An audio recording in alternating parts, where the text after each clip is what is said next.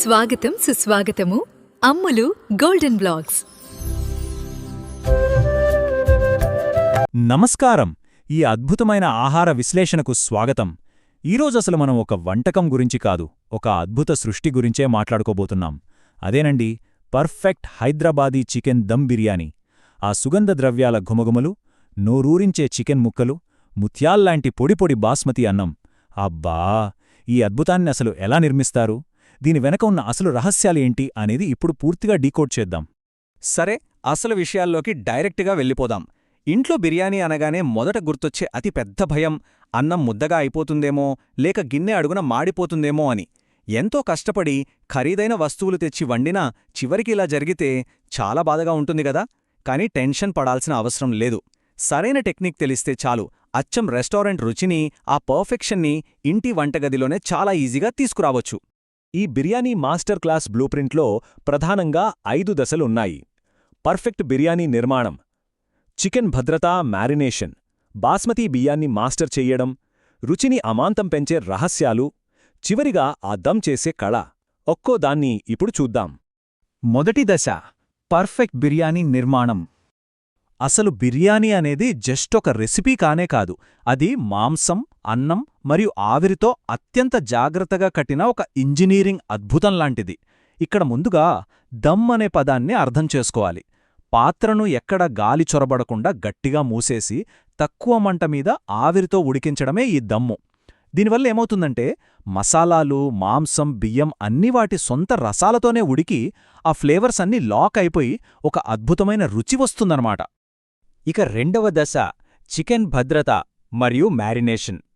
ఇక్కడ 48 అనే ఈ నంబర్ చాలా అంటే చాలా ముఖ్యం. మార్కెట్ నుండి తెచ్చిన పచ్చి చికెన్ను ఫ్రిడ్జ్లో గరిష్టంగా 48 గంటల పాటే ఉంచాలి. అంతకంటే ఎక్కువైతే సాల్మొనెల్లా లాంటి డేంజరస్ బ్యాక్టీరియా పెరిగిపోయి ఫుడ్ పాయిజనింగ్ అయ్యే రిస్క్ ఉందని ఆరోగ్య నిపుణులు గట్టిగా వార్న్ చేస్తున్నారు. కాబట్టి కొన్న 2 రోజుల్లోపే దాన్ని వండేసుకోవటం 100% సురక్షితం. సరే, గట్టిగా ఉండే మాంసాన్ని అసలు నోట్లో వేసుకుంటే కరిగిపోయేలా అంత జ్యూసీగా ఎలా మార్చాలి? దానికొక సూపర్ ట్రిక్ ఉంది. ముందుగా పచ్చి చికెన్ను ఓ అరగంట పాటు ఉప్పు నీటిలో నానబెట్టాలి. ఇలా చేస్తే ముక్కలు భలే సాఫ్ట్ అయిపోతాయి.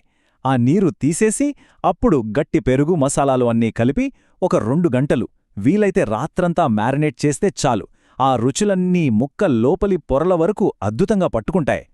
ఇక్కడ మనం 2 అద్భుతమైన, ప్రామాణికమైన మ్యారినేషన్ పద్ధతుల మధ్య ఉన్న తేడాను స్పష్టంగా గమనించవచ్చు. ఎడమవైపు చూస్తే పచ్చిమిర్చి, పుదీనా, రాతి పువ్వు ఘాటుతో ఉండే స్పైసీ హైదరాబాదీ స్టైల్. కుడివైపు చూస్తేనేమో జీడిపప్పు, బాదం పేస్ట్, కుంకుమ పువ్వు పాలతో ఉండే సూపర్ రిచ్ జాఫ్రానీ స్టైల్. ఏ స్టైల్ ఫాలో అయినా సరే ఆ రుచులు అద్భుతంగా ఉంటాయి. మూడవ దశ, బాస్మతి బియ్యాన్ని మాస్టర్ చేయడం. బిర్యానీ పునాది గట్టిగా ఉండాలంటే ఇండియా గేట్, దావత్, బర్కత్ లేదా కోహినూర్ లాంటి బెస్ట్ ప్రీమియం బాస్మతి బ్రాండ్స్ ఎంచుకోవాలి. ఎందుకంటారా? కనీసం 1 సంవత్సరం పాతబడిన బాస్మతి అయితేనే ఉడికేటప్పుడు ముద్దవ్వకుండా పొడువుగా చక్కగా విచ్చుకుంటుంది. ఈ బియ్యం సెలెక్షనే ఆ ఫైనల్ అవుట్పుట్ రేంజ్ని డిసైడ్ చేస్తుంది. బియ్యం ఉడికించే విషయంలో ఖచ్చితంగా ఫాలో అవ్వాల్సిన మ్యాజిక్ ఫార్ములా ఇది. కేజీ బియ్యానికి ఏకంగా 4 లీటర్ల నీళ్లు మరిగించాలి. ఆ మరుగుతున్న నీటిలో సుగంధ ద్రవ్యాలు వేస్తే వచ్చే ఆ ఘుమఘుమలో అబ్బా, ఊహించుకుంటేనే నోరూరుతోంది కదూ. ఇంకో సీక్రెట్ ఏంటంటే ఆ నీరు కాస్త సముద్రపు నీరులా ఉప్పగా తగలాలి. అలాగే అందులో కాస్త నూనె, ఒక సగం నిమ్మకాయ రసం పిండితే అన్నం మల్లెపువ్వులా తెల్లగా, ఎక్కడా అంటుకోకుండా పొడిపొడిగా వస్తోంది. ఇక్కడే చాలామంది తప్పు చేస్తుంటారు. ఈ 80% అనే రూల్ ఖచ్చితంగా గుర్తుపెట్టుకోవాలి. బియ్యాన్ని కేవలం 60 నుండి 80% వరకే ఉడికించాలి. ఎందుకంటే ఆ తర్వాత చికెన్ మరియు గ్రేవీ నుండి వచ్చే వేడి ఆవిరికే మిగిలిన అన్నం పర్ఫెక్ట్గా కుక్ అవుతుంది. ముందే 100% ఉడికిపోయిందనుకోండి, ఆ తర్వాత దమ్ చేసినప్పుడు బిర్యానీ మొత్తం పేస్ట్లాగా అయిపోవడం గ్యారంటీ. నాలుగవ దశ, అసలైన రుచిని అమాంతం పెంచే రహస్యాలు. అసలు బిర్యానీకి ప్రాణం ఎక్కడ పోస్తారంటే గోరువెచ్చని పాలలో నానబెట్టిన ఆ కుంకుమ పువ్వును అలా పైన చల్లినప్పుడే దాని అరోమా వేరసలు. అలాగే కరకరలాడే గోల్డెన్ బ్రౌన్ ఉల్లిపాయలు అంటే ఫ్రైడ్ ఆనియన్స్, వీటిని అలాగే వేసేయకుండా చేత్తో బాగా నలిపి ఆ మ్యారినేషన్లో కలపాలి. అప్పుడు ఆ ఫ్లేవర్స్ అన్నీ డైరెక్ట్గా మాంసానికి భలే పట్టుకుంటాయి.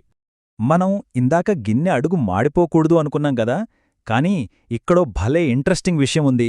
సరైన పద్ధతిలో వండినప్పుడు అడుగున ఒక సన్నటి కరకరలాడే క్రిస్పీ లేయర్ ఏర్పడుతుంది. దీన్నే కుర్చానంటారు. ఇది మాడిపోయినట్టు కాదు, చాలా అద్భుతంగా క్యారమలైజ్ అయిన భాగం అన్నమాట. నిజం చెప్పాలంటే భోజన ప్రియులు ఈ కుర్చాన్ కోసమే ఎగబడి మరీ తింటారు తెలుసా. చివరిగా 5వ దశ, అసలైన దమ్ చేసే కళ. ఇంట్లో వండేటప్పుడు ఖచ్చితంగా పాటించాల్సిన ఓ అద్భుతమైన ప్రోటిప్ ఇది. బిర్యానీ వండే పాత్ర కింద డైరెక్ట్గా మంట తగలకుండా ఒక మందపాటి ఇనుప తవ లేదా పెనం పెట్టాలి. దీనివల్ల వేడి అనేది ఒకే దగ్గర కాకుండా గిన్నె అంతటా సమానంగా స్ప్రెడ్ అవుతుంది. సో ఆ అడుగు మాడిపోతుందనే టెన్షన్ అసలు ఉండనే ఉండదు. దమ్ చేసేటప్పుడు మంటను ఎలా కంట్రోల్ చేయాలనే దానికి ఈ టైమ్లైన్ ఒక మాస్టర్ గైడ్. ఫస్ట్ ఓ 5-10 నిమిషాలు హై ఫ్లేమ్లో ఉంచితే ఆవిరి బాగా తయారవుతుంది. ఆ తర్వాత ఒక పావుగంట పాటు మీడియం ఫ్లేమ్లో పెట్టి ఆ ప్రెషర్ను అలాగే మెయింటైన్ చేయాలి. ఇక చివరగా ఇంకో 20 నిమిషాల పాటు లో ఫ్లేమ్లో పెడితే ఆ చికెన్, రైస్ చాలా నెమ్మదిగా పర్ఫెక్ట్గా ఉడుకుతాయి. ఈ దమ్ ప్రాసెస్లో రూల్ నంబర్ 1 ఏంటంటే పాత్ర లోపల్నుంచి ఒక్క చుక్క ఆవిరి కూడా బయటికి రాకూడదు. ఎందుకంటే మనం ముందే మాట్లాడుకున్నాం కదా, ఆ 80% ఉడికిన అన్నం 100% అవ్వాలంటే ఈ బంధించబడిన ఆవిరే ముఖ్యం. దానికి గోధుమ పిండితో అంచులను గట్టిగా సీల్ చేయాలి, లేదా మూతమీద గట్టిగా ఏదైనా బరువైన వస్తువు పెట్టేయాలి. స్టవ్ ఆపేసిన వెంటనే మూత తెరిచేయాలి అనిపిస్తుంది కదా, ఆ సువాసనలకి ఎవరికైనా అలాగే అనిపిస్తుంది. కాని ఇక్కడే ఓపిక పట్టాలి. స్టవ్ ఆపేశాక కనీసం 10-30 నిమిషాల పాటు ఆ బిర్యానీకి అలా రెస్ట్ ఇవ్వాలి. ఎందుకంటారా? ఇలా వదిలేయడం వల్ల లోపలున్న తేమను బియ్యం గింజలు పూర్తిగా పీల్చుకొని గట్టిపడతాయి. అప్పుడే ముక్కలు విడిపోకుండా అన్నం భలే పొడిపొడిగా వస్తుందన్నమాట. చూశారుగా, బిర్యానీ అనేది కేవలం ఒక వంటకం కాదు, ఇదొక పకడ్బందీ ప్లానింగ్తో చేసే అద్భుతమైన కళ అని ఇప్పుడు క్లియర్గా అర్థమైంది గదూ. ఈ సీక్రెట్ టెక్నిక్స్ అన్నీ తెలిసాక ఇక ఇంటి వంటగదినే ఆ ఊరిలోనే ది బెస్ట్ బిర్యానీ హౌస్గా మార్చేయడం పెద్ద కష్టమేం కాదు. మరి ఇంకెందుకు ఆలస్యం, ఈ అద్భుతమైన దమ్ బిర్యానీ చేసి అందర్నీ సర్ప్రైజ్ చేయడానికి ఇక రంగంలోకి దిగడమే తరువాయి.